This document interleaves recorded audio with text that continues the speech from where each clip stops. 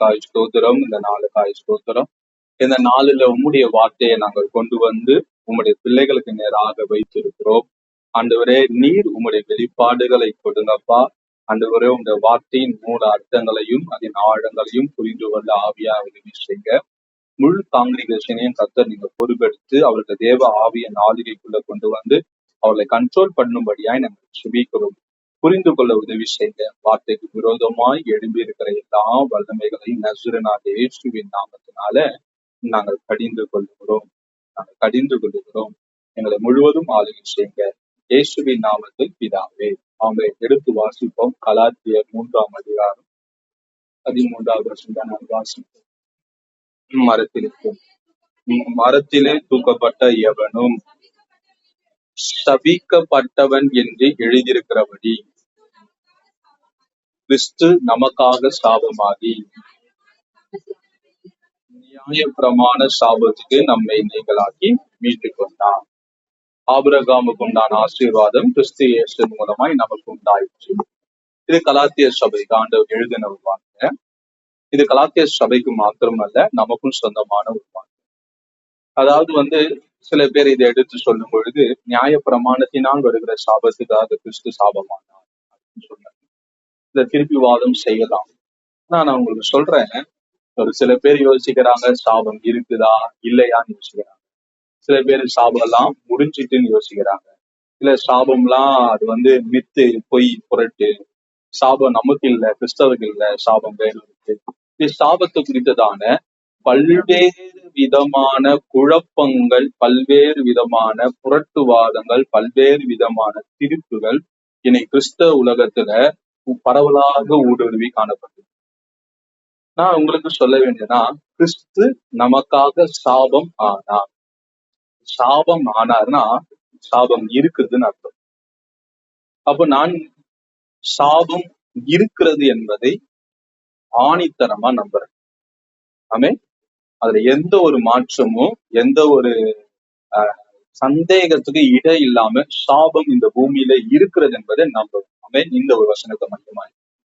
இரண்டாவது ஒரு வசனம் என்ன சொல்றதுன்னா, ஆதி ஆகமத்துல தேவன் பூமியை சபித்தார், மனிதனை சபித்தார், அந்த சர்ப்பத்தை சபித்தார்.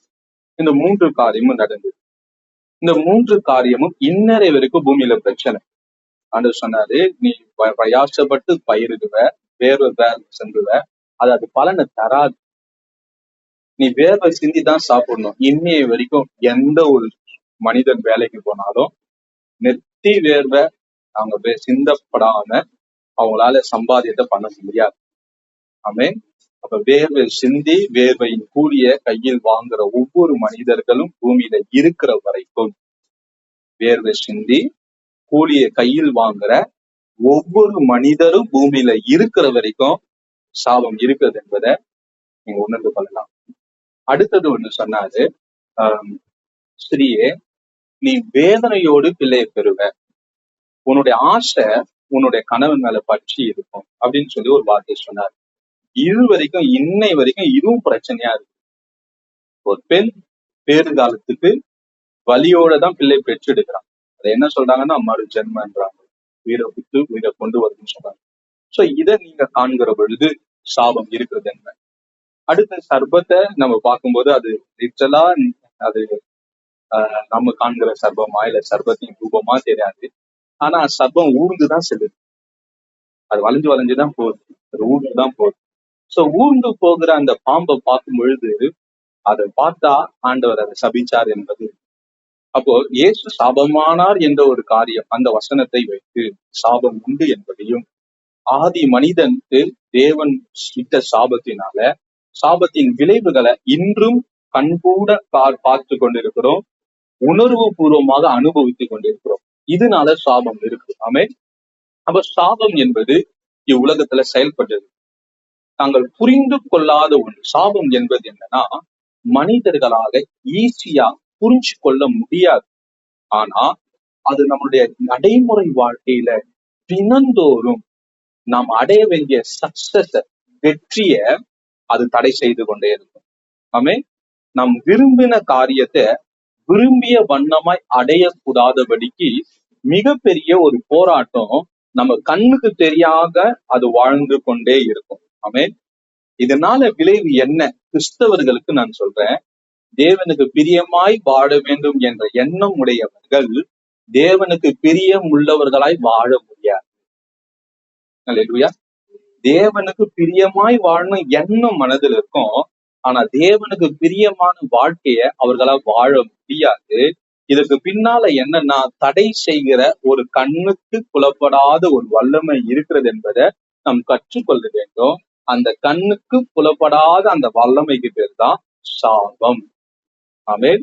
அந்த சாபம் இன்னையில இருந்து நம்ம கற்றுக்கொள்ள வேண்டிய காரணம், சாபம் என்பது என்ன, சாபம் எப்படி செயல்படுது, சாபம் எங்க இருந்து வருது, அவைகளிலிருந்து விடுபடுவதற்கான வழி என்ன, தேவன் நமக்கு தீர்மானித்திருக்கும் ஆசீர்வாதத்தை பரிபூர்ணமாய் பெற்று அனுபவிப்பது எப்படி, இப்படி 5 விதமான தலைப்பின் கீழ் நாம் இன்னிலிருந்து இந்த சப்ஜெக்டை நம்ம கற்றுக்கொள்ள போகிறோம். ஆமென். அப்ப வேத வசனத்தின் அடிப்படையில சாபமும் இருக்குது, ஆசீர்வாதம் இருக்குது. இது உண்மை. ஆமென். ஒவ்வொரு மனிதனுடைய வாழ்விலும் 2 விதமான சக்திகள் செயல்பட்டு கொண்டு இருக்கின்றன. ஒண்ணு ஆசீர்வாதம், இன்னொரு சாபம். ஆசீர்வாதம் என்ற காரியத்துக்கு நன்மை, சாபம் என்ற காரியம் என்பது தீமை. 2 விதமான காரியங்களும் மனிதனுடைய வாழ்க்கையில இன்னைக்கு செயல்பட்டு இருக்கிறது.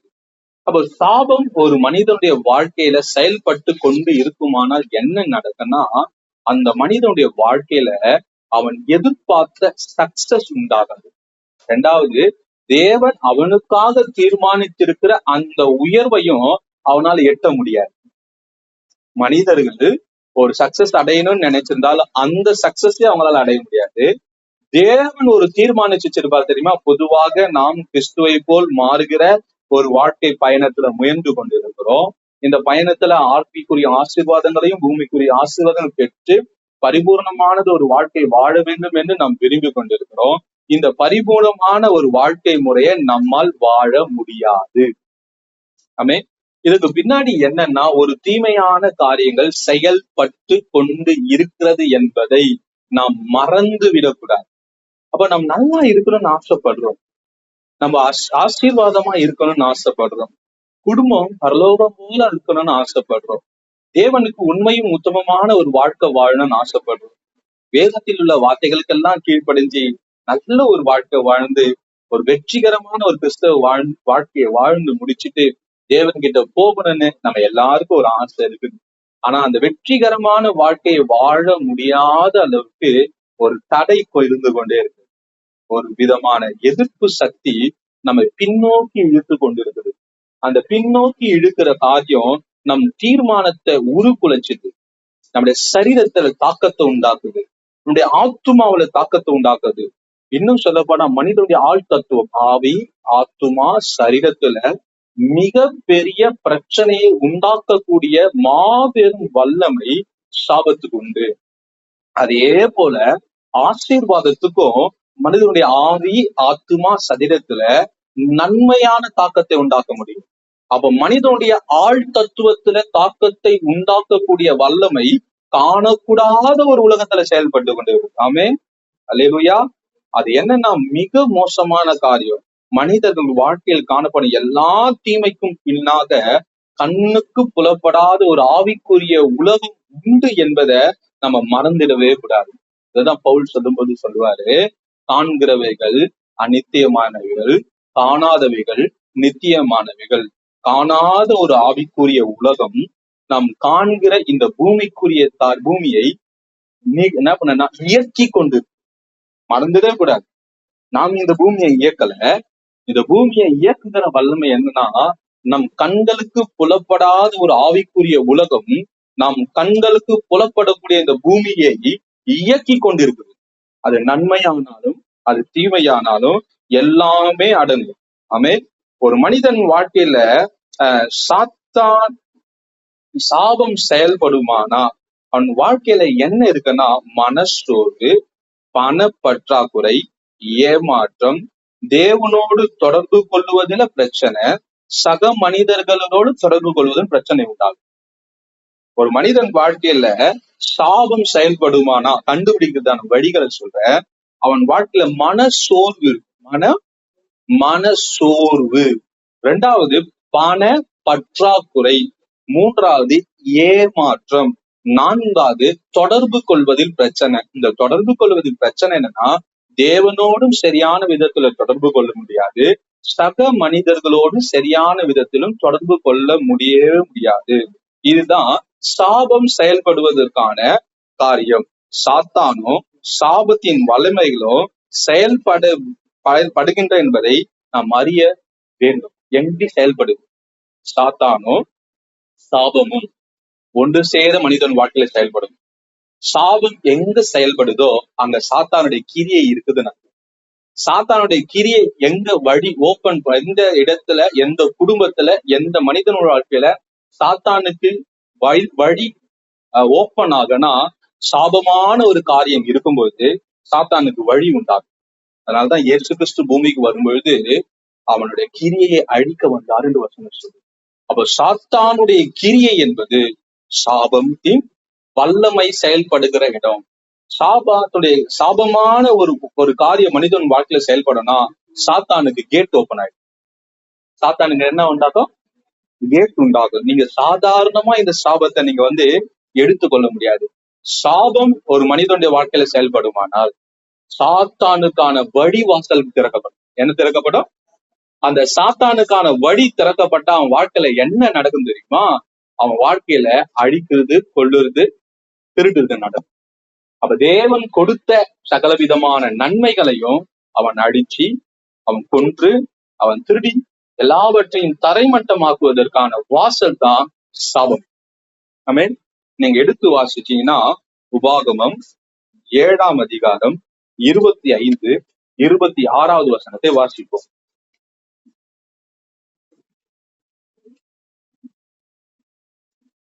உபாகமம் 7ஆம் அதிகாரம் 25, 26. அவருடைய தேவர்களின் விக்கிரகங்களை அந்த அவைகளால் சிக்கிக் கொள்ள கூடாதபடிக்கு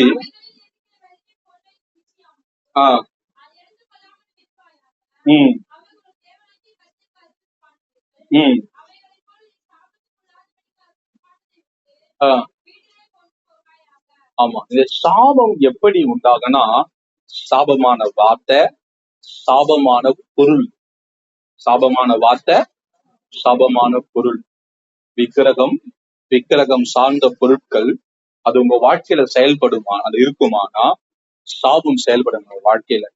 அந்த சாபம் நம்முடைய வாழ்க்கையில செயல்படுமானா பொருளாதார தடை உண்டாகும்.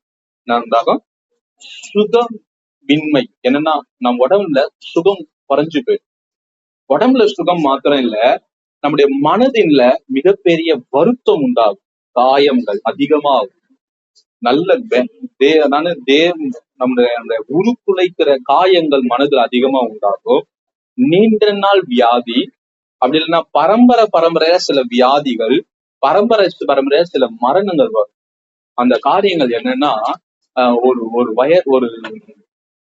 வயது பெண், ஒரு வாலிப பெண் ஒரு ஊழியர்காரர்கிட்ட அழுகுறான், ஓன்னு அழுகும்போது, எதுக்குமா நீ அழுகுறன்னு அவரு கேள்வி கேட்கும்போது, எங்க குடும்பத்துல ஒரு விதமான சாபம் செயல்படுது. இந்த குறிப்பிட்ட வயது வந்தா எங்க வீட்டுல அடுத்தது அவங்க இறந்துடுவாங்க. இந்த குறிப்பிட்ட வயது வந்தோடனே இறந்துடுவாங்க. அந்த வயதை நான் அடைய போறேன். எனக்கு கூட பிறந்தவங்க, என்னுடைய வம்சத்துல இருக்கிற எல்லாரும் அந்த குறிப்பிட்ட வயது வந்தோடனே இறந்துடுவாங்க. அப்ப என்னன்னா, அத்தனை விதமான பரம்பரையா நம்மளுக்கு வர்றதுன்னு தெரியாது.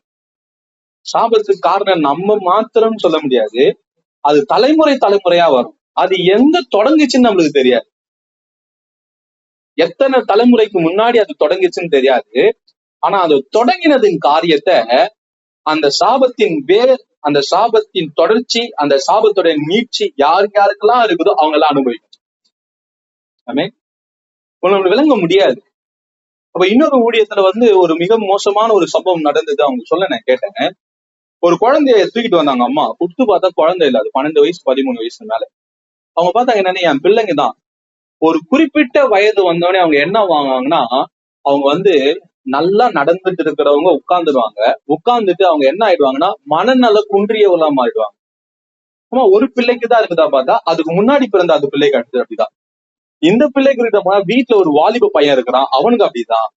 குறிப்பிட்ட வயது வந்த உடனே அவங்க என்ன ஆயிடுவாங்களா, அவங்க மனநல குன்றியவங்களா மாறிடுவாங்க. ஆமே, இது உண்மை. நான் மோகன் ஸ்ரீ லாசரஸ் ஐயா அவர்களுடைய மெசேஜ்ல நான் கேட்டிருக்கேன். அவங்க குடும்பத்துல என்ன நடக்கும்னா, ஆண் பிள்ளைகளுடைய கால் மாட்டு கால் மாதிரி இருக்குமா, குழம்பு இருக்கிற மாதிரி, விரி குழம்பு, மாடு கால் எப்படி இருக்கும் அந்த மாதிரி இருக்குமா. அது எல்லா பிள்ளைகளும் இருக்குமா, ஆனா இவங்களுக்கு குடும்பத்துல இல்லையா. அப்போ அவர் விசாரிக்கும் போது அவங்க அம்மா கிட்ட கேட்கும்போது என்னம்மா இந்த காரணம் என்னன்னா, ஒரு கொஞ்சம் நாட்களுக்கு முன்னாடி கொஞ்சம் 2-3 தலைமுறைக்கு எத்தனை நாட்களுக்கு முன்னாடி என்ன பண்ணாங்கன்னா, அவங்க தோட்டத்துல மேய வந்த பசுவை உயிரோடு தோலை உச்சிட்டாங்க. அது அப்படியே கத்தி செத்துச்சாங்க. அதுக்கு பின்னாடி அவங்க பிள்ளைகள் வாழ்ந்த குடும்பத்துல அந்த சம்பவத்துல ஈடுபட்ட ஒவ்வொரு நபர்களும் பிள்ளைகள் காலம் கன்றுக்குட்டி அந்த மாட்டு கால் மாதிரி பிறப்பாங்க. அப்ப ஏமா எனக்கு வரலன்னா, அந்த சம்பவம் நடக்கும்போது உங்க அப்பா இல்லைங்க, அதுல கலந்து கொள்ளணும் அப்பா, அதனால அதாவது இவங்க முன்னாடி யாரும் அவங்க இல்லை, அதனால உங்களுக்கு அந்த பிரச்சனை இல்லை. அப்ப என்னன்னா, நெடுநாட்கள் வியாதி, பரம்பரை வியாதி, தொற்று வியாதி, மரணம், அப்புறமேட்டு ஊனமா இருக்குது, இந்த மாதிரி காரியங்கள் என்னென்னவோ இருக்குது. இதுக்கு பின்னாடி எல்லாம் சாபம் இருக்கலாம்.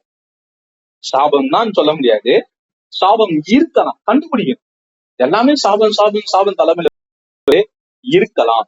இருந்தா அதை சரி செய்ய வேண்டிய இடத்துல நாம் இருக்கிறோம். அப்ப என்னன்னா இருப்பாங்க, அவர் ஒரு வருஷத்துக்கு ஒரு வாட்டி அவர் எலும்பு ஒடிஞ்சிடும். அது என்னன்னே தெரியாது, வருஷத்துக்கு ஒரு வாட்டி போயிடுவாங்க, எலும்பு புரோக்கன் ஆயிடும், எலும்பு அடிப்படை உடையும். ஏதாவது குடும்பத்துல ஒரு பிரச்சனை வரும், அவங்க எப்பயாச்சும் ஹாஸ்பிட்டல் போய் அவங்க என்ன சொன்னாங்கன்னா அந்த ஹாஸ்பிட்டல் போற காரியத்தை எதிர்பார்த்து காத்துன்னு இருப்பாங்க. ஏன்னா அது வருஷம் நடக்கும். ஏன் நடக்குதுன்னு தெரியாது, அது சாபமா இருக்கலாம். ஆமே. அப்ப நம்முடைய வாழ்க்கையில சாபம் என்னன்னா, சாபம் ஒரு பொருட்கள் மூலமா வரலாம், வார்த்தைகள் மூலமா வரலாம், எப்படி வேணா வரலாம். ஆனா சாபம் என்ற ஒரு சக்தி இருக்கு. அந்த சாபம் என்ற வல்லமை நம்முடைய வாழ்க்கையில செயல்படுமானா நம்ம வாழ்க்கை நிம்மதியா இருக்காது, நம்ம வாழ்க்கை செழிப்பா இருக்காது, நம்ம வாழ்க்கை சுகமா இருக்காது, நம்ம வாழ்க்கை சமாதானமா இருக்காது. அதுக்கு என்ன காரியம்னா, அது நாம் உண்டாக்குன காரியமா இருக்கலாம், நம்முடைய பெற்றோர்கள் உண்டாக்குன காரியமா இருக்கலாம், நம்முடைய முற்பிதாக்கள் உண்டாக்குன காரியமா இருக்கலாம். ஆனா யார் உண்டாக்கி வச்சாங்கன்னு தெரியாது, அது பரம்பரையா தொடரும், அது நிறுத்தணும். ஆமே. அதனாலதான் நான் உங்களுக்கு ஒரு ஒரு தாழ்மையான ஒரு வேண்டுகோளை உங்களுக்கு சொல்றது என்னன்னா, தெரிந்தோ தெரியாமலோ நாம் செய்கிற ஒவ்வொரு வினைக்கும் எதிர்வினை உண்டு. செய்கிற அது எப்படி வரன்னு தெரியவே தெரியாது. நாம் பேசுகிற வார்த்தை முதற்கொண்டு நாம் செய்கிற செயல்கள் வரைக்கும் எதிர்வினை உண்டு, எதிர்வினை உண்டு. அதனால ஜாக்கிரதையோடு இருங்க, மிகவும் ஜாக்கிரதையோடு. சின்ன பிள்ளை தானே, பெரியவங்க தானே, வயதானவங்க தானே இருந்து ரொம்ப அஜாக்கிரதையா இருக்காதீங்க. நாம் செய்கிற எல்லா காரியத்துக்கும் எதிர்வினை உண்டு. ஆமே. அப்போ ஆசீர்வாதமும் சாபமும் எப்படி செயல்படுகிறது என்பதை நான் உங்களுக்கு மத்தியில சொல்ல போறேன். சாபங்கள் ஆசீர்வாதங்கள் என்பதை ஏதோ விபத்து போன்ற காரியங்கள் தற்செயலா நம்முடைய வாழ்க்கையில நடக்க மட்டும் எதிர்பார்க்க முடியாது. ஆசீர்வாதமா இருந்தாலும் சாபமா இருந்தாலும் அது பிளான் பண்ணி நடக்கும். நம்ம வாழ்க்கையில சரியான நேரத்துல நடக்கும், சரியான சூழ்நிலை நடக்கும். அது மிகவும் பிளான் பண்ணி நடக்கும். என்ன பண்ணும், எதர்ச்சியா நடக்காது, தற்செயலா நடக்காது, விபத்து போல நடக்காது. அது எப்படி நடக்கும்னா, அது ஆர்கனைஸ் பண்ணி நடக்கும், வெல் ஆர்கனைஸ்டு. எப்படி சொல்றதுன்னா, எப்படி அந்த குறிப்பிட்ட வயது வந்தவனே மரணம் வரும், அந்த குறிப்பிட்ட வயது வந்தவனே அவங்களுக்கு சொல்றாங்க மூளை வளர்ச்சி இல்லாத ஆயிடுவாங்க, குறிப்பிட்ட காரியம் வந்தோடனே அவங்க வருமானம் எல்லாம் இழந்துருவாங்க. சில பேர் எல்லாம் பெரிய ஆட்களா இருப்பாங்க, நிறைய காரியங்கள். அவங்களுக்கு மத்தியில சொன்ன தெரியுமா, ஒரு வைர வியாபாரின்னு சொல்லிட்டு அவங்க குடும்பத்துல ஆண் பிள்ளைகள் ஒண்ணு பைத்தியம் இதுவாயிடுவாங்க, எல்லாம் செத்துருவாங்க. அந்த மாதிரி காரியங்கள் ஏன் நடந்துச்சுன்னா அவங்க செஞ்ச சாபம். அப்ப என்னன்னா, நம்முடைய வாழ்க்கையில சாபம் செயல்பட்டாலும் ஆசீர்வாதம் செயல்பட்டாலும் அது சிஸ்டமேட்டிக்கா நடக்கும். எப்படி நடக்கும், சிஸ்டமேட்டிக்னா அது தொடர்ந்து நடக்கும், ரெகுலரா நடக்கும், டைமுக்கு நடக்கும், ப்ரோக்ராம் பண்ணி வச்சிருப்பாங்க. சில பேர் பார்த்தீங்கன்னா அலாரம் வைக்கிறீங்களா, 4:44 நீங்க ப்ரோக்ராம் பண்ணீங்கன்னா அது 44 அடிக்கும். 43க்கு அடிக்காது, 45க்கு அடிக்காது, 44. அதான் சிஸ்டமேட்டிக் அண்ட் ப்ரோக்ராம். அதே மாதிரி நம்முடைய வாழ்க்கையில சாபம் செயல்படுமானாலும் ஆசீர்வாதம் செயல்படுமானாலும் அது எப்படி நடக்கும்னா சிஸ்டமேட்டிக்கா நடக்கும். ஏன்னா காண்கிற உலகம்தான் தன்னுடைய என்னன்னா கடமைகளையும் தாங்கள் செய்கிற காரியத்தை தவற விடுவார்கள். காணாத ஒரு உலகம் இருக்கு தெரியுமா, அது ஒரு நாளும் டைம் விட்டு விலகாது. அது என்னன்னா சிஸ்டமேட்டிக்கா செயல்படும். காண்கிற உலகம் சிஸ்டம் தவறலாம், சிஸ்டம் சரியில்லாம போயிடலாம், சிஸ்டம் மாறலாம். ஆனா காணாத ஒரு உலகம் இருக்கும் தெரியுமா, அது சிஸ்டமேட்டிக்கா நடக்கும். அந்த உதாரணம் வாசிக்கும் போது ஒரு வசனம் இருக்குது, குறித்த காலத்துல இயேசு பிறந்தார். அந்த டைம் முன்னாடியும் போகல, அந்த டைம் பின்னாடியும் போகல, பரலோகம் நிர்ணயித்த அந்த காலத்துல அவர் பூமியில வந்தார். அப்ப காணாத ஒரு உலகம் சிஸ்டமேட்டிக்கா நடக்கும். அதுல யாரும் அதை தடை செய்ய முடியாது. அதை யாரும் எந்த விதமான காரியங்களும் அதை இடையூறு செய்ய முடியாது. ஏன்னா அது அதீனத்தின் காலத்துல அதீனத்தின் காரியத்தை நேர்த்தியாய் செய்கிற தேவன் இருக்கிறார்ல, அதீனத்தின் காலத்துல அதீனத்தின் காரியத்தை சரியா செய்வார். சரியான நேரம், சரியான காலம், சரியான காரியத்தை செய்கிற ஒரு தேவன் இருக்கிற மாதிரி அந்த தேவன் நம்ம காணல. காணாத தேவன் நன்மையான காரியம் நம்ம வாழ்க்கையில சரியா செய்கிற மாதிரி காணாத ஒரு இருள் உலகம் இருக்குது. அது இந்த காரியத்தை அதன் நேரத்துல சரியா செய்யும். அதை யாராலும் தடுக்க முடியாது. ஆமென். அப்ப 2 விதமான உலகங்கள் உண்டு என்பதை நம்ம மறந்துடவே கூடாது. ஆமென். காணக்கூடாத உலகம், காணக்கூடிய உலகம். காணக்கூடாத உலகம் தான் காணக்கூடிய இந்த உலகத்தை கண்ட்ரோல் பண்ணுது. அப்ப ஆசீர்வாதங்களும் சாபங்களும் என்னன்னா நம்முடைய வாழ்க்கையில என்னன்னா நம்ம மனிதனை உயர்த்தவும் முடியும், மனிதனை தாழ்த்தவும் முடியும், மனிதனை மேலுக்கு மேல் வளர வைக்கவும் முடியும், மனிதனை இல்லாதபடி பூமியில அழிக்கவும் முடியும். அப்ப சாபங்கள் மனித வாழ்வில் தீமையான விளைவுகளை செய்து அவனை பின்னடைவு செய்து அவனுக்கு நோய்க்கு உண்டாகும். இப்ப மனிதனுடைய வாழ்க்கையில ஆசீர்வாதம் உண்டானா அவனை நாளுக்கு நாள் வளர செய்து அவனை உயர்வுக்கு மேல் உயர்வு கொடுத்து அவனுடைய வாழ்க்கையில எல்லா விதமான தீமையும் நன்மையாய் மாறும். ஒரு மனிதனுடைய வாழ்க்கையில சாபம் செயல்படுமானா அவனை பின்னடைவு செய்து அவனுக்கு நாளுக்கு நாள் அவன் சரிஞ்சு போய் அவனுக்கு பலவிதமான நோய்கள் உண்டாகி தீமை உண்டாகும். சாபம் தீமையும் ஆசீர்வாதம் நன்மையும் ஒரு மனிதனுடைய வாழ்க்கையில கொண்டு வரும். இது என்னன்னா ஒரு மனிதனை மட்டுமே இது பாதிக்குமானா அது ஒரு மனிதனை பாதிக்கும், ஒரு மனிதனை தாண்டி அவன் குடும்பத்தை பாதிக்கும், அந்த குடும்பத்தை தாண்டி அவனுடைய சமுதாயத்தை பாதிக்கும், அந்த சமுதாயத்தை தாண்டி அந்த நாடையே பாதிக்கும். ஒரு சாபத்தின் வல்லமை ஒரு தனி மனிதனை தொடர்ந்து ஒரு நாடையே பாதிக்கும். உதாரணத்துக்கு சொல்லுமானா அது இந்தியாவில இருக்கிற 148 கோடிக்கும் அதிகமான மக்களை தாக்கத்து உண்டாகும். ஒரு சாபம் ஒரு தனி மனிதனையும் அழிக்கும், 148 கோடி பேருடைய வாழ்வாதாரத்தை அழிக்கும். அதான் மோகன் சேனை இந்த எலெக்ஷன்ல சொல்லும்போது சொன்னாரு, அநேக இளம் விதவைகளுடைய கண்ணீரும் அநேகருடைய மனிதருடைய கண்ணீர் இருக்கிற சாராயத்தினால அது இந்த அரசாங்கத்துக்கு சாபம் சொன்னார். அப்ப அரசாங்கத்தை சாபத்துக்குள்ள நடத்த முடியும், தனி மனிதனையும் சாபத்துக்குள்ள நடத்த முடியும், ஒரு நாட்டையும் சாபத்துக்குள்ள நடத்த முடியும். அப்போ தனி மனிதன் ஆசீர்வாதமா இருக்க முடியும், குடும்பம் ஆசீர்வாதமா இருக்க முடியும், சமுதாயம் ஆசீர்வாதமா இருக்க முடியும், நாடும் ஆசீர்வாதம் முடியும். நீங்க பாத்தீங்கன்னா அமெரிக்கா என்ற வல்லரசு நாடு வல்லரசு ஆட்சி இப்ப இல்ல, அதுக்கு முன்னாடி இருந்த காலத்துல அவங்க வேதத்தின் அடிப்படையில அந்த நாட்டை கட்டமைத்ததுனால அது ஆசீர்வாதமா இருந்தது. அந்த நாட்டுக்கும் சில சாபங்கள் இருந்தது. ஆமென். அந்த நாட்டுக்கும் சில சாபங்கள் இருந்தது. அப்ப நம்முடைய வாழ்க்கையில சாபம் என்பது தலைமுறை கடந்து செயல்படும், தனி மனிதனை கடந்து செயல்படும், குடும்பங்கள்ல செயல்படும், அது நாடு வரைக்கும் செயல்படும், விட்டு வைக்காது.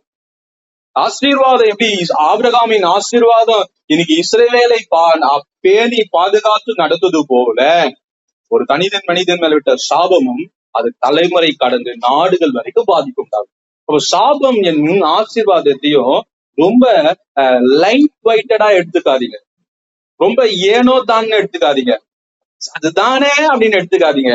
சீரியஸா பார்க்க வேண்டிய காரியம்.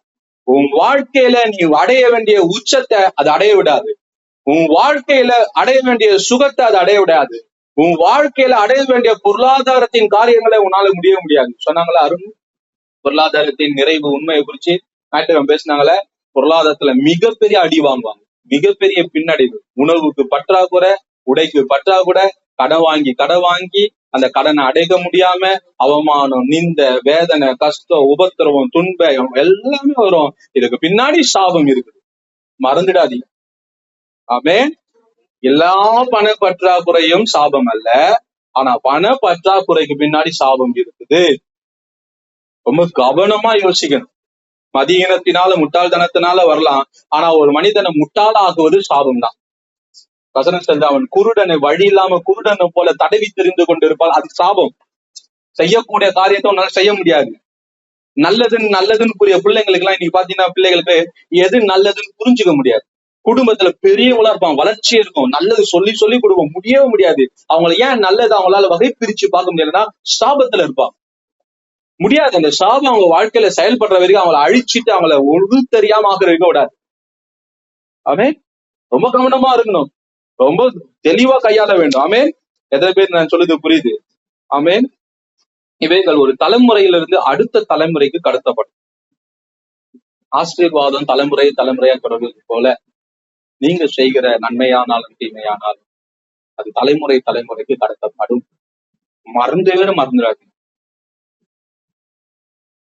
மறந்துடாது.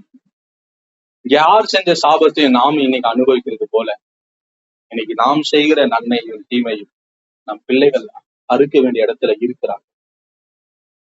மறந்துடாது. அல்லேலூயா. இவர்கள் எங்கிருந்து வந்தது என்பதை கண்டுபிடிக்கிறது ரொம்ப கஷ்டம். நான் ஒரு தப்பு செஞ்சேன்னா நான் செஞ்சேன்னு கண்டுபிடிச்சிடலாம். எங்க அப்பா செஞ்சாருன்னா எங்க அப்பா தப்பு செஞ்சுன்னு சொன்னார்லாம் கண்டுபிடிச்சிடலாம். யாருன்னா சொன்னாங்களா சொல்லலாம். எங்க தாத்தா செஞ்சது, எங்க தாத்தா செஞ்சது, அவங்க முற்பிதாக்கள் செஞ்சது தெரியாது. நம்ம ஒரு விக்கிரக வழிபாட்டின் பின்னணி வந்திருக்கிறோம். நாங்க வழிபாடுகிற முறை எங்களுக்கெல்லாம் எங்க எங்க எங்க அப்பா தாத்தா எங்க அப்பாலாம் ஒரு விக்கிரக வழிபாட்டின் பின்னணியில இருந்தாங்க. அவங்க மிகப்பெரிய காரியங்கள் கோயில்லாம் இருக்கு. அப்ப எங்க தாத்தா எங்க முற்பிதாக்கள் என்ன செஞ்சாங்கன்னு தெரியாது. இன்னைக்கு நாங்க ஊழியரா இருக்கலாம், ஆனா எங்களுடைய ஆசீர்வாதத்தை தடை செய்வதற்கான காரியங்கள் எங்க தாத்தா அவங்களுக்கு முன்னாடி இருக்கிற காரியங்கள் செஞ்சு வச்சிருக்கோம். அதன் விளைவுகளை நாங்க அனுபவிக்கலாம், எங்களுக்கு தெரியவே தெரியாது. அதன் ஊற்றுக்கண் எங்க இருக்குன்னு தெரியாது, ஆனா அது தாக்கம் தெரியும். என்ன தெரியும்? ஊற்றுக்கண் எங்க இருக்குன்னு தெரியாது, ஆனா தாக்கம் நான் பார்க்கல. அந்த தாக்கத்தை கண்கூடா காண முடியும். அந்த தாக்கம் என்னென்ன வரும்னு உங்களுக்கு சொல்லியிருக்கிறேன். ஆமென். அப்போ ஆசீர்வாதத்தின் ஊற்றுக்கண்ணாகிய தேவன் தன் ஆசீர்வாதங்களை பல விதமாக நம்முடைய வாழ்க்கையில அவர் கொடுத்து அந்த ஆதாரமா அவர் இருக்கிறார். ஆபிரகாமை ஆசீர்வதித்த தேவன் ஆபிரகாம் மூலமா ஈசாக்கு மூலமா யாக்கோபுல இருந்து இஸ்ரவேல் பேர் மாற்றி இஸ்ரவேல் இருந்து 12 கோத்திரத்துல இஸ்ரவேல் நாடு என்று அவர் ஆசீர்வாதத்தின் ஊற்றா இருக்கிறார். பலவிதமான பூமியில இருக்கிற எல்லா ஆசீர்வாதத்துக்கும் ஊற்றுக்கண் யார்னா தேவன் தான். ஆமென். அப்ப நம்முடைய வாழ்க்கையில ஆசீர்வாதம் தொடரும்.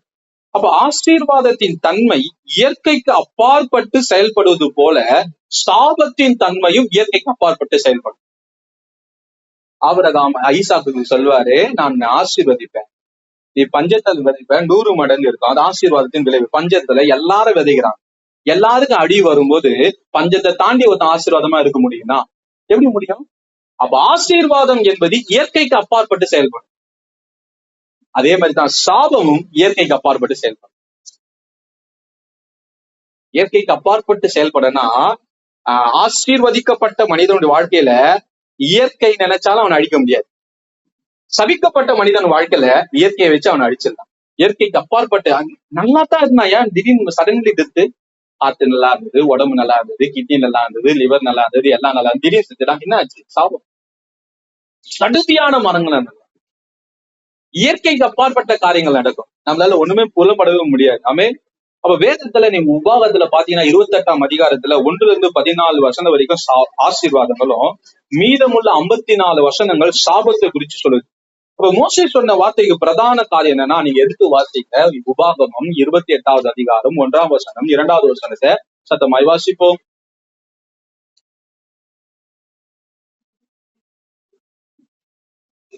அல்லேலூயா. சீக்கிரம். இன்று நான் உனக்கு விதிக்கிற தேவனாகிய கர்த்தருடைய கட்டளைப்படி எல்லாம் செய்ய நீ கவனமாயிரு, அவருடைய சட்டத்துக்கு உண்மையாய் செவி கொடுப்பாயானால் உன் தேவனாகிய கர்த்தர் பூமியில் உள்ள சகல ஜாதிகளிலும் உன்னை மேன்மையாக வைப்பார். நீ உன் தேவனாகிய கர்த்தரின் சத்தத்துக்கு செவி கொடாமல் போனால், செவி கொடுக்கும் போது இப்பொழுது சொல்லப்படும் ஆசீர்வாதங்களா வரும். அப்புறம் செவி கொடுக்கலன்னா பின்னாடி வர சாபம் எல்லாம் வரும் சொன்ன. அப்ப ஆசீர்வாதத்துக்கு தேவன் கொடுக்கிற ஒரு கண்டிஷன் ஒபீடியன்ஸ், கீழ்ப்படிதல். தேவனிடத்திலிருந்து சாபம் வரும். அந்த தேவனிடத்தில் வருகிற சாபத்துக்கு மிகப்பெரிய காரியம் கீழ்ப்படியாமை. அப்போ நம்ம புதிய ஏற்பாடை சேர்ந்தவங்களான்னு சில பேர் சொல்லலாம், சில பேர் பழைய ஏற்பாடு உபதேசம் சொல்லலாம். நீங்க யாராவனா இருக்கலாம். யோவான் சொல்லுது, யோவான் 10:27 சொல்லுது, என் ஆடுகள் என் சத்தத்தை கேட்கும். அப்ப தேவனுடைய சத்தத்தை ஆடுகள் கேட்கவில்லை என்றால் இந்த ஆடுகள் சாபத்துக்குள்ளாகும். ஆமே, அந்த ஆடுகளின் அழிவை யாராலும் தடுக்க முடியாது. என் ஆடுகள் என் சத்தத்தை கேட்கும். நீங்க சங்கீதம் 23 படிச்சுட்டு நீங்க அவர் சத்தத்தை கேட்காம போனா அவர் மேய்ப்பரா இருப்பாரு, நீங்க ஆடுகளா இருப்பீங்க. நீங்க கீழ்ப்படையாமையின் ஆடுகள். அவர் புல்லுள்ள இடத்துக்கு கொண்டு போக முடியாது. அமர்ந்த தண்ணீர் நீங்க பசங்க அது எல்லாமே எதின் அடிப்படையில இருக்குன்னா, புல்லுள்ள இடம், அமர்ந்த தண்ணீர், மரண பள்ளத்தாக்கல ஜெயம் எல்லாம் எதுனா அவருடைய சத்தத்தை கேட்டதில் தான் இருக்கு. ஆண்டு கரம் பிடிச்சு கொண்டு போறோம்னா சொல்ல, சத்தத்தை கேட்டு என் பின்னே வருகிற ஆடுகள் இவ்விதமான ஆசீர்வாதங்கள். அதே ஆடுகள் பின்னே இல்லைன்னா சபிக்கப்பட்டுதான் போகும். அப்ப நீங்க புதிய ஏற்பாடு சொல்லலாம், நீங்க பழைய ஏற்பாடு சொல்லலாம், நான் நியூ கவர்னன்ட் சொல்லலாம், நான் பிளஸட் பீப்புள்னு சொல்லலாம், ஆபிரகாமின் ஆசீர்வாதம் தலைமையில இருக்குதுன்னு சொல்லலாம். ஆபிரகாமே தேவன் ஆசீர்வாதத்துக்கு அடிப்படை நோக்கமே அவன் வார்த்தைக்கு கீழ்ப்படிந்ததுதான். இப்பொழுது ஆபிரகாமே நான் அறிவேன், நீ எனக்கு கீழ்ப்படுகிறவன் என்று, இதனால நான் உன்னை ஆசீர்வதிப்பேன். தேவன் ஆசீர்வதிச்சான். அப்ப தேவனுடைய ஆசீர்வாதம் ஆபிரகாமுக்கு வந்ததே கீழ்ப்படிதல்னால்தான். அப்ப ஆபிரகாமின் ஆசீர்வாதம் நமக்கும் வருமானா அதே கீழ்ப்படிதல் தான். அப்ப வாக்குத்தத்தம் பண்ணப்பட்ட சந்ததி என்று வரும் என்று ஆண்டவர் யாரு சொன்னார்னா, கீழ்ப்படுகிற ஒரு கூட்டம், விசுவாசிக்கிற ஒரு கூட்டம் மாத்திரமல்ல, வார்த்தைக்கு கீழ்ப்படுகிற ஒரு கூட்டம். அப்ப நீங்களா நானும் விசுவாசிக்கிறோம் என்றால் வார்த்தைக்கு கீழ்ப்படுகிறவர்களா இருக்கணும். அவங்க ஒரு டிஸ்ஓபீடியன்ஸ், கீழ்ப்படியாமையின் பிள்ளைகள் மேல் சாபம் வரும். அது யாரா இருக்கலாம், நீங்களா இருக்கலாம், நானா இருக்கலாம், எவர்களா இருக்கலாம். நீங்க எந்த ஏற்பாடை சார்ந்தவங்கன்னு நீங்க உங்களை யார வேணா சொல்லிக்கலாம். எனக்கு கிருபை உபதேசம் சொல்லலாம், யார வேணா சொல்லலாம். வசனம் சொல்லுது, அவரு கீழ்ப்படியாம போய் ஆண்டுடைய ரத்தத்துக்கு அவமாகும் போது எபிரேல சொல்லுது, அவர் கிருபையின் ரத்தத்தை காலால் தள்ளி மிதிச்சு கிருபையின் ஆவிய அவர்கள் துக்கப்படுத்தினார்கள் என்று வசனம் சொல்லுது. நீங்க கீழ்ப்படியாம போனா ஆண்டு ரத்தத்தை அவமாக்கிடுவோம். நம்ம கீழ்ப்படியாம போனா கிருபையின் ஆவிய அவமானப்படுத்திடுவோம், அலட்சியம் பண்ணிடுவோம். அந்த கிருபையின் ஆவிய அலட்சியம் பண்ணுமே கோவாக்கினை சாபம் தான் வருமே தவிர ஆசீர்வாதம் வராது. அல்லேலூயா. நீங்களா இருக்கலாம், நானா இருக்கலாம். உங்கள் செவிகளில் வருகிற தேவனுடைய சத்தம், நீங்க படிக்கிற தேவனுடைய வார்த்தை, உங்களுக்கு தீர்க்க தரிசனமாய் சொல்லக்கூடிய கர்த்தருடைய சத்தத்துக்கு நீங்க கீழ்ப்படிய மறுப்பீர்களானா நீங்க எழுதி கொள்ளுங்க, உங்களுக்கு சாபம் தப்பவே தப்பாது. ஆமென். மிஸ்ஸே ஆகாது. வசனம் சொல்லுது, பாவம் என்பது மிஸ்ஸிங் தி மார்க் தானே, சாபம் மிஸ்ஸே ஆகாது. அன்லஸ் நீங்க தேவ சமூகத்துல வராத வரைக்கும், நீங்க மனம் திரும்பாத வரைக்கும் அந்த சாபம் மிஸ்ஸே ஆகாது. ஆமா, அது கரெக்டா அது அடிச்சு டார்கெட் அது காலி பண்றது. ஏவுக்கான கூட இன்னைக்கு மிஸ்ஸல் கூட மிஸ் ஆயிடும். சாபம் யாரை ஏம் பண்ணிச்சோ மிஸ் ஆக, அது சரியான காலத்துல சரியான நேரத்துல சரியா செய்யும். ஆமென். கீழ்ப்படியாமை சாபத்தை கொண்டு வரும். சொல்லுங்க, சொல்லுங்க. ஆமா, வேத வசனத்துக்கும் தேவனுடைய வார்த்தைக்கும் உங்களுக்கு உண்டான எச்சரிப்பின் சத்தத்துக்கும் தேவனுடைய தீர்க்க தரிசனத்துக்கும் நீங்க கீழ்ப்படிய மறுப்பீர்களானால் சாபம் வரும். சாபத்துல இருந்து யாராலையும் தப்பிக்க முடியாது. தேவன் ஒருவரே அதை தப்பிக்க. ஆமென். அப்போ ஆண்டவர் சொல்றாரு, எனவேதான் ஆசீர்வாதத்துக்கு காரணம் கீழ்ப்படிதல், சாபத்துக்கு காரணம் கீழ்ப்படியாமை. ரொம்ப கவனமா இருக்கும். எத்தனை பேர் புரியுது நான் சொல்றது? நம்ம ரொம்ப சொல்லலாம், இன்னைக்கு இருக்கலாம், இந்த வசனத்தெல்லாம் நீங்க கேட்கலாம், ஆண்டவர் உங்களை எச்சரித்து கொண்டு இருக்கலாம், ஆண்டவர் நெடுகவே சொல்லியிருக்கலாம். இந்த வசனத்தை புறம்பே தள்ள தள்ள சாபம் உங்களை நெருங்கி நெருங்கி வரும். வசனத்தை புறம்பே தள்ள தள்ள சாபம் நெருங்கி வந்துகிட்டே இருக்கும். கீழ்ப்படியிலையா, நீங்க நினைக்கலாம் நான் கீழ்ப்படியாம என்ன ஆகும், நான் தேவனுக்கு கீழ்ப்படியலைன்னா என்ன பிரச்சனை? நான் ஆண்டுடைய வார்த்தைக்கு கீழ்ப்படியலைன்னா என்ன பிரச்சனை? உங்களுக்கு ஒன்றும் பிரச்சனை இல்லை. ஒரு நாள் சாபம் வரும். அது டைம் ஆப்பர்ச்சுனிட்டிக்காக காத்துணும். அது காரியத்துல செய்யும். அன்னைக்கு நம்மளால தாங்க முடியாது. சாபம் மிகவும் வேதனையாது. சாபம் மிகவும் வலி. சாபம் செயல்படுவதை மனிதனால பொறுத்து கொள்ள முடியாது, மனிதனால ஏற்றுக்கொள்ள முடியாது. சாபம் அவ்வளவு ஆபத்து கொண்டு வரும். அப்ப சாபத்திற்கான காரணம் நாம் தேவனுடைய சத்தத்துக்கு கேட்காமலும் அவர் கீழ்ப்படியாமலும் இருப்பதே என்பதை புரிந்து கொள்ள வேண்டும். தேவனுக்கு சாவனா கலகக்காரர்களாய் மாறி. கீழ்ப்படியாதவர்கள் யாருன்னா கலகக்காரர்கள். கீழ்ப்படியாதவர்கள் யாரு? கலகக்காரர்கள். யார் கலகக்காரர்கள்? தேவனுடைய ராஜ்யத்துக்கு கலகக்காரர். ஒரு கீழ்ப்படியாம ஒரு சாத்தா தேவனுடைய ராஜ்யத்துல மிகப்பெரிய கலகத்தை உண்டாங்க. அந்த கலகத்தின் விளைவாக 1/3 பகுதி தூதர்கள் ஏமாந்து போயிட்டாங்க. அந்த கலக பூமியில கொண்டு வந்து தேவன் அன்பு கூர்ந்து தான் அன்பின் மிகுதியினால, அன்பின் வெளிப்பாட்டினால அவர் உண்டாக்கின மனிதனை அந்த கலகம் பிரிவினை உண்டாக்கிச்சு. அப்ப கீழ்ப்படியாதவர்கள் யாரா இருப்பார்கள்னா கலகக்காரர்களா இருப்பார்கள். அந்த கலகக்காரர்கள் என்ன பண்ணுவார்கள்னா அவங்க தேவனுடைய ராஜ்யத்துல பிரச்சனையாவே இருப்பாங்க. தேவனுடைய ராஜ்யத்துல. அதனாலதான் போன ஞாயிற்றுக்கிழமை உங்களுக்கு வசனம் சொல்றேன். உன் பிள்ளை ரெபிலியனா ஆயுத தகப்பனுக்கு கீழ்ப்படியாமல் இருக்கும்போது அந்த பிள்ளையை வாசல் வெளியே கொண்டு வந்து வச்சு மூப்பனிடத்தில் சொல்லு, மூப்பன் விசாரிச்சு கல்லெறிந்து சாக கடவுள். ஏன்னா கலகக்காரர்களை தேவன் அப்படியாய் அகற்றுவார். பயப்படும் அப்படின்னா பயத்தை தயவுசெய்து தேவ பயத்தை புரிஞ்சுக்கணும். ஆமென். அப்படியாப்பட்ட தேவன் மாறாதவர். அல்லேலூயா. பயப்படாதீங்க. அவர் இனியா விதாகிறார். அவர் கலகக்காரர்களை கல்லெறிய தயாரா இருக்கிறார். ஆமென். அப்ப ஏன் அதை செஞ்சாருன்னா அவர் தனக்கு பயம், எப்படிப்பட்ட பயத்தை மனிதர்கள் உடையவர்கள் என்பதை காட்டணும். கிருபையின் தேவன் ஒரு பக்கம் எரிச்சல் உள்ளவர், அவரை பட்சிக்கிற அக்கினியா இருக்கிறார். அவருக்கு கீழ்ப்படுகிற மனிதர்களை 1000 தலைமுறைக்கு அவர் கனம் பண்ணி ஆசீர்வதிக்க முடியுமானா அவர் தேவனுடைய ராஜ்யத்துக்கு கலகக்காரர்களா இருக்கிறவர்ல அவர் சாபத்துக்கு உட்படாது யாராலையும் தடுக்க முடியாது. நான் ஒரு 2வது நிறைய காரியங்களும் சொல்றேன். முதலாவது தேவனே மனிதர்களை சபிப்பார். அது தயவு செய்து புரிஞ்சுக்கணும். தேவனே மனிதர்களை அத்தி மரத்தை மாத்திர சபிக்க முடியாது, மனிதர்களையும் சபிப்பார். தேவன் ஆசீர்வதித்த மனிதனை நீ சபிக்க முடியாது. ஒரு வார்த்தை சொல்றேன், தேவன் சபிச்ச மனிதனை யாராலையும் ஆசீர்வதிக்க முடியாது. தேவன் ஆசீர்வதிச்ச மனிதனை ஒருவராலும் சபிக்க முடியாது. தேவன் சபிச்ச மனிதனை ஒருவராலும் ஆசீர்வதிக்க முடியாது. கலகக்காரர்களை தேவன் சபிப்பார். ஆமென். அப்ப ஆசீர்வாதம் சாபம் என்று 2 காரியங்களை நமக்கு கத்துக்கொண்டு. இப்ப ஆசீர்வாதம் எடுத்தா பல்வேறு விதமான காரியங்கள் ஆசீர்வாதம் பட்டியல்ல நீண்டு போகும். அதை எழுத நம்மளால முடியாது, யோசிக்க முடியாது. அது மிகவும் சுருக்கமா 6 காரியத்துல சொல்றேன். ஆசீர்வாதம். முதலாவது ஆசீர்வாதம் என்பது உயர்வு. முதலாவது ஆசீர்வாதம் என்பது உயர்வு. 2வது ஆசீர்வாதம் என்பது ஆரோக்கியம். 2வது ஆசீர்வாதம் என்பது ஆரோக்கியம். 3வது ஆசீர்வாதம் என்பது பெருக்கம். 3வது ஆசீர்வாதம் என்பது பெருக்கம். 4வது ஆசீர்வாதம் என்பது செழிப்பு. ஆசீர்வாதம் என்பது. 5வது ஆசீர்வாதம் என்பது வெற்றி.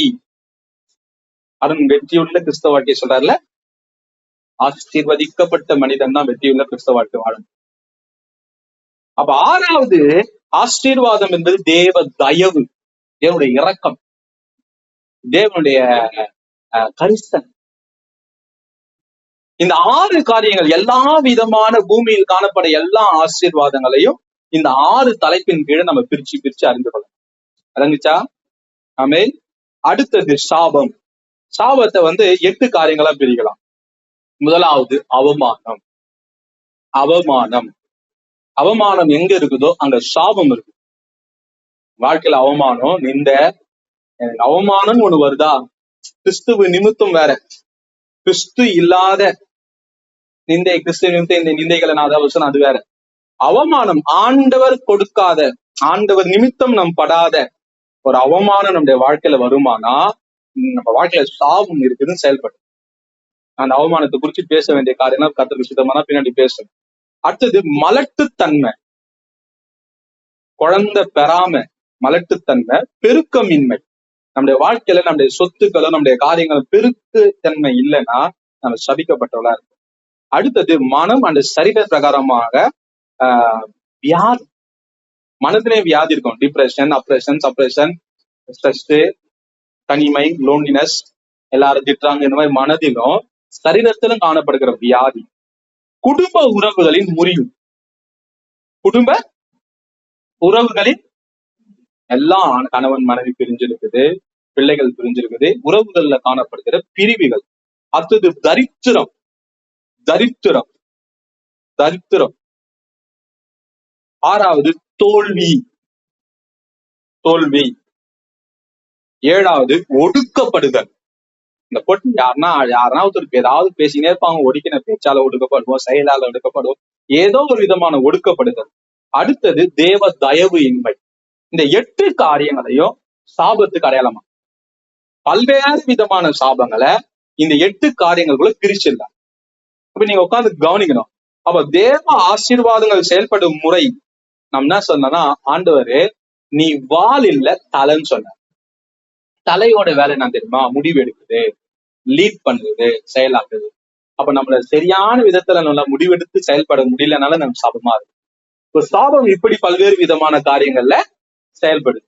இப்ப நீங்க இந்த பிரசங்கத்துல நீங்க கொண்டு போகிற பாடம் இதை வச்சுக்கின்னு நீங்க உட்காந்து யோசிச்சு, எங்க வாழ்க்கையில சாபம் இருக்குதா, சாபத்துக்குள்ளாக நாங்க இருக்கிறோமா, என்ன ஆண்டவரேன்னு சொல்லிட்டு இந்த காரியெல்லாம் வச்சு ஆய்வு செய்யணும். என்ன பண்ணோம்?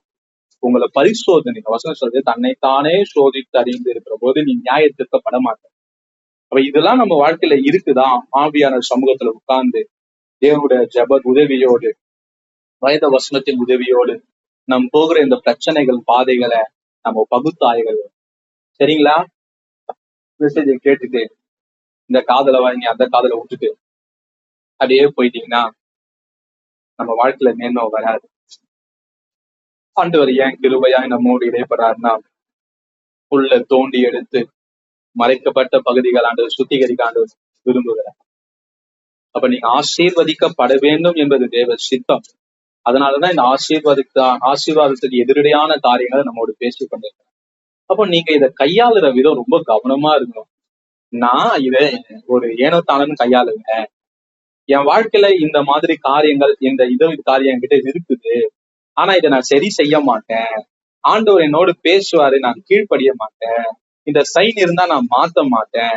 அப்படியே நீங்க இருப்பீங்களான்னா நான் உங்களுக்கு சொல்றேன், நம்ம இரக்கமற்றவர்கள், பேய்த்தனத்துக்குரியவர்கள், அடங்காதவர்கள், இருளின் பிள்ளைகள். நான் சொல்ற வார்த்தை கடினமா இருக்கும், ஆனா உண்மை. ஏன்னா இந்த சாபம் தலைமுறைகளை தாண்டி தொடரும். பிள்ளைகள் வாழ்க்கையில, குடும்பத்தின் வாழ்க்கையில, எதிர்காலத்தின் வாழ்க்கையில உங்களுக்கு நம்பிக்கை இல்லாம, அவங்க மேல கரிசனை இல்லாம இருப்பீர்களானா இதை நீங்க சாதாரணமா எடுத்துட்டீங்க. நான் தான் கஷ்டப்படுறேன், என் பிள்ளைகளோட கஷ்டப்படக்கூடாது, நானா சொல்றேன், நீங்களும் கஷ்டப்படக்கூடாது, பிள்ளைகளும் கஷ்டப்படக்கூடாது, இங்க வாழ்ற காலைய மகிழ்ச்சியாக வாழ்வதற்காக தேவன் பேசிக் கொண்டிருக்கிறேன். இதெல்லாம் வச்சு நான் இப்படியே இருப்பேன், உங்கள் இதை சிந்தித்து கொண்டு அப்படியே இருப்பீர்களானா பெரியவரா இருந்தாலும் சிறியவரா இருந்தாலும் இரக்கமற்றவர், பேய்த்தனத்துக்குரியவர், நீங்க இருளின் பிள்ளைகள், நீங்க மன கடினம் உள்ளவர். எழுதி வச்சுக்கோங்க. ஆமே. உங்களுக்கு உண்மையே கர்த்தர் இரக்கமா உங்களோட இடைப்படுவாங்க. சீரியஸா எடுத்து அந்த சமூகத்துல சரி செய்யுங்க. சீரியஸா இதை எடுத்து சரி செய்யுங்க. இல்லைன்னா முடியாது. அங்க முடிச்சோம் பண்ணலாமா? அந்த முடி ஆண்டு சமூகத்தை நோக்கிப்பாங்க. அன்பின் தகப்பனே, எங்களோடு பேசுன இந்த வார்த்தைக்காக நன்றி செலுத்துகிறேன். வார்த்தைகள்ல நீங்க எங்களோடு இடைப்பண்ணீங்க, அதற்காக நன்றி. இடைப்பட்ட தேவனுடைய வார்த்தைய ஆண்டவரே நாங்கள் ஆண்டவரே மனதார ஏற்றுக்கொள்கிறோம். எந்த பகுதிகளை நாங்கள் சுருந்தோம், எந்த பகுதியில சரி செய்யணும் என்பதை தேவனாமே எங்களோடு சொல்லிக் கொடுக்கும்படியாக ஜெபிக்கிறோம். உங்களுடைய திவ்ய கருத்துல எங்களை தாழ்த்தி அர்ப்பணிக்கிறோம். இயேசுவின் நாமத்தில் பிதாவே, ஆமென்.